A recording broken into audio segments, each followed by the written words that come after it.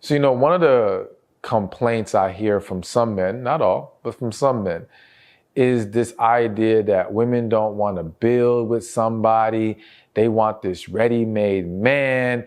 They're not down to be in the trenches with this man. They just want the benefits after he's established himself. And quite honestly, I think it's a bunch of BS. I mean, listen, don't get me wrong. I think there are certain scenarios and circumstances where it's perfectly okay for a woman to build with a man from the ground up. I'll throw one of those circumstances out right now: when you're really young, okay? High school love, maybe early college. All right, then it's much more understandable. But I don't think this is a really good approach for grown adults, okay? But I'm gonna talk about this from both angles, young and grown, and this idea of accepting struggle love and trying to date a man for his potential, all right? A lot of women have gotten themselves in trouble with this. Now, I am in no way dismissing the fact that have some people been successful with this? Of course. But if I told you that 1 out of 1 million people who put all their savings into lottery tickets won the lottery, would you go put your savings in the dang lottery, right? No, just because someone has had success with it doesn't make it a good approach. The reality is that for every successful story of dating a man's potential or struggle love, I could give you 1,000 more of disaster, of dismay, of emotional damage that has now had ongoing repercussions for that woman. All right? So let's break it down, because I know just saying that isn't enough. Let me fully explain why I am not in agreement with this whole dating for his potential. And right off the bat, the first point I want to make is that sometimes potential is a figment of your imagination. So listen, I think there's an argument to be made that everyone has potential. Like, everyone has this potential of reaching a higher level in life, so to speak, right? And evolving as an individual. But the reality is that in life, many people never meet that potential. Many people don't strive for more than what they are at the moment. They don't tap into that greater self.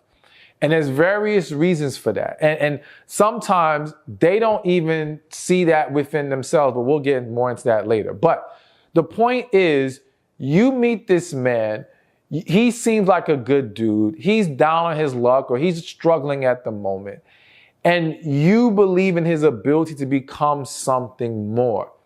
But you have to ask yourself, am I tapping into his vision, or am I projecting mine onto him?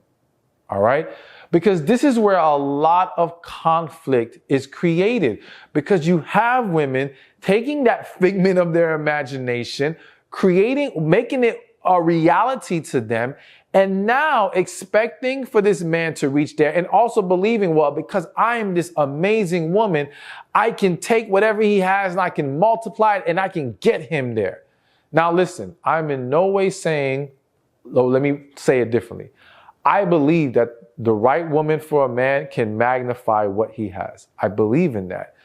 But notice I said magnify what he has. You cannot magnify what he does not possess. You cannot magnify what he is not willing to embrace and grasp.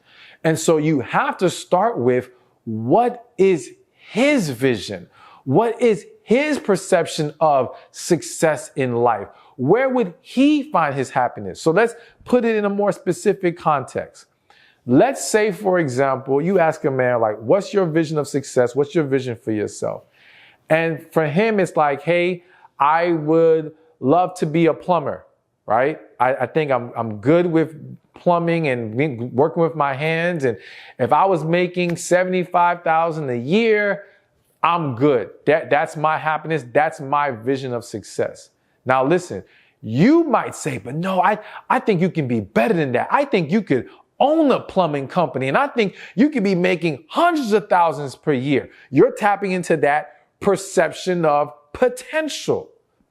But again, it's the potential you're projecting onto him, not the potential he's embraced for himself. He's telling you, I will be happy at 75K. He is telling you, I will be happy working for someone.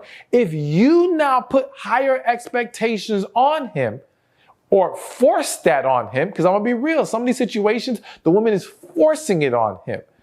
You are likely to find yourself in a situation where,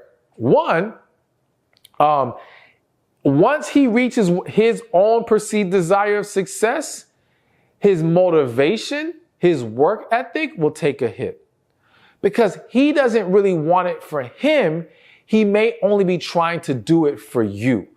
And when we don't want something for ourselves truly, we are not going to be as passionate, as consistent, as focused on getting it done. Okay? And more specifically, when achieving it is hard. If it's easy, then that's a different story. You know what I'm saying? I can do things for you that make you happy when it's not really an inconvenience to me. But when we're talking about things like this, well, it requires a lot more work. It requires a lot more sacrifice.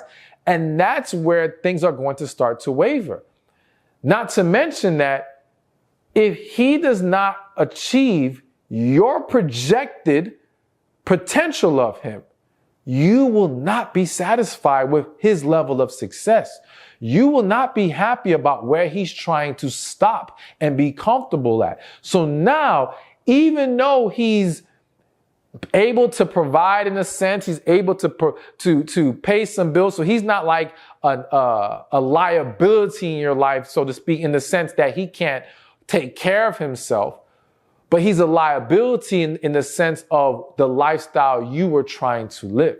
He's a liability in the sense that he's not doing what he needs to do that you feel will allow you to be able to experience the things that you want in your life and in your relationship. And so now you will have resentment. You will have negative energy. You will have tension, and things will only go downhill from there. And understand that it starts with that. Let's say that resentment from him not achieving your perception. I'm going to keep repeating that, your perception of his potential.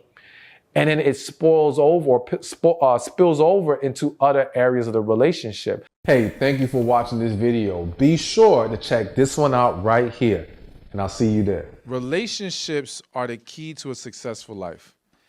But there's 5 areas that we have to be mindful of when it comes to relationships. There's relationship with God, relationship with ourselves, relationship with family and friends,